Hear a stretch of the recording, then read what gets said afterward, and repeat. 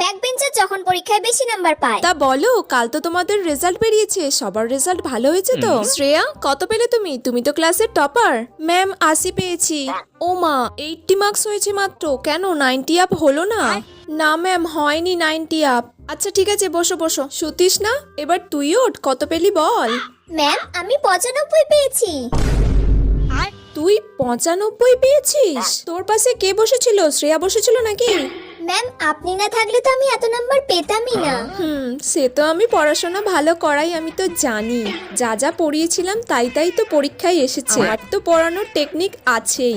না না ম্যাম, আমি আপনার পড়ানোর টেকনিকের জন্য বলিনি আমি বেশি নাম্বার পেলাম। আপনি যা পড়ান তা তো আমার মাথার উপর দিয়ে যায়। কিন্তু আপনি যদি পরীক্ষার আগে আমার দাদুর দোকান থেকে প্রিন্ট আউটটা না বার করতেন কোয়েশ্চেন পেপারগুলোর, তাহলে তো আমি এত নাম্বার পেতামই না।